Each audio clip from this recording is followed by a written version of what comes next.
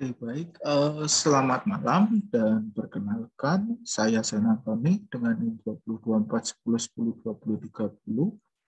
Saya dari kelas pemrograman antarmuka aplikasi A dan pada kesempatan kali ini saya akan membahas tentang tugas yang diberikan, yaitu menggunakan JWT atau JSON Web Token. Oke. Jadi untuk pertama instalasinya membutuhkan PIP install Flux JWT Extended. Ini dijalankan pada terminal.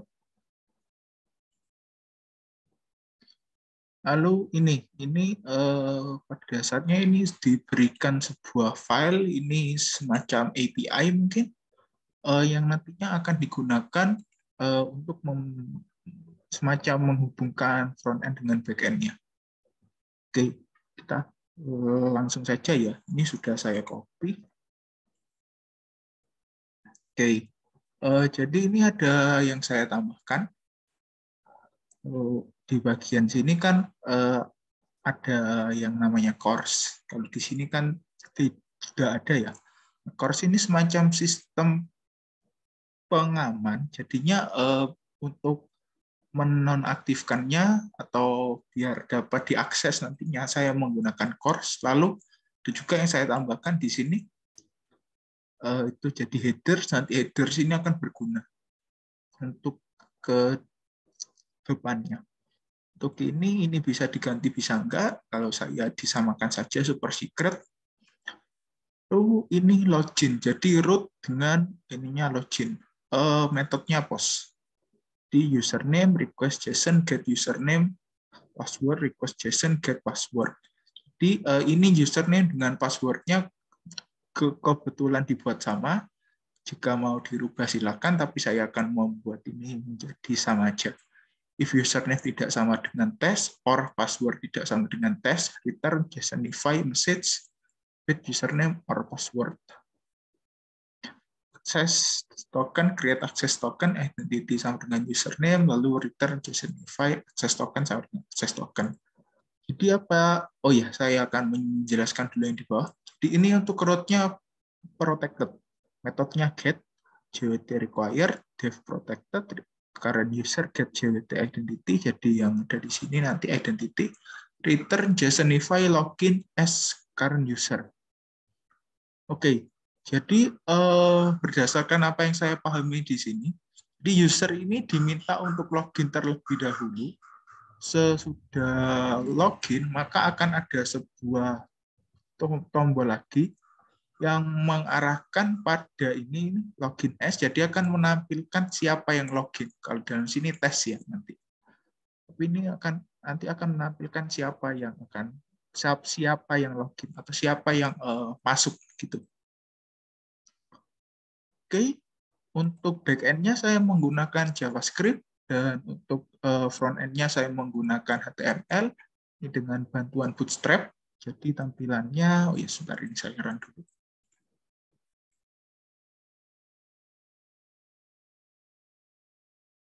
Oke. Kalau post stop text. Nah, tampilannya seperti ini. Username, masukkan saja username. Lalu untuk password, masukkan saja password. Oke, saya akan menyimpan ini untuk terakhir. Untuk script.js-nya. Jadi pertama ini ada const form, dokumen my form. Jadi ini mengarah pada di sini my form. Jadi formnya saya beri ID my form itu diarahkan untuk menjadi variable form di sini. Lalu let message, ini message di sini message, nanti akan ada nanti akan saya tampilkan apa namanya akses tokennya ya, akses tokennya nanti akan ada. Lalu selanjutnya protected. Nah, untuk protected ini sebenarnya bisa diganti dengan const let-nya ini. Saya menggunakan let saja. Untuk protected ini memanggil protected ID ini, jadi untuk di form submit ini, yang ada hanyalah di button ini. Jadi ini sampai dengan submit ini itu jadi username, password, dengan submit ini ada di dalam form, lalu yang access protected ini ada di luar form. Oke. Jadi itu untuk yang itu, untuk protected adalah untuk tombol akses yang ada di bawahnya itu. Lalu protected message ini mengarah ke protected message yang ada di luar, nanti akan menampilkan siapa usernya dengan siapa passwordnya. Sebenarnya bisa saja diganti user, tapi karena saya di sini menggunakan let user dengan let password, lalu dengan let token, nanti ini akan berguna. Oke, lalu pertama form at event listener, jadi menggunakan form event listener. Jadi bila disubmit for event default, lalu konstanta form data sama dengan new form data form, const username sama dengan form data get username, jadi diambil nantinya. Lalu const password sama dengan form data get password, nanti diambil juga passwordnya. Lalu kita fetch localhost 5000 login. Metodenya post sesuai dengan yang ada di sini ya. Metodenya post. Ya, yang ini pun juga sesuai karena diminta untuk login. Dengan headers, content type-nya application JSON. Nah, ini yang saya maksud tadi dengan headers. Untuk body JSON stringify, username sama dengan username, password sama dengan password, dan respond return response JSON. Lalu ini nanti ini message inner HTML ini akan nanti akan menampilkan dengan respon akses tokennya. Untuk praktiknya nanti saja, langsung saja. Jadi untuk ini token saya masukkan ke respon akses token, jadi nanti dimasukkan ke dalam sini. Lalu untuk user ini saya masukkan username dengan password sama dengan password. Nah, ini saya lakukan agar di protected-nya lebih mudah. Untuk protected awal-awal sama, tapi ini menggunakan slash protected, lalu dengan metodenya get. Ini kredensial bisa ada, bisa enggak sih. Kalau saya ya dimasukkan saja karena ini lebih ke protected, bisa dibilang ini yang lebih aman sehingga untuk kredensial ini sebaiknya dimasukkan saja.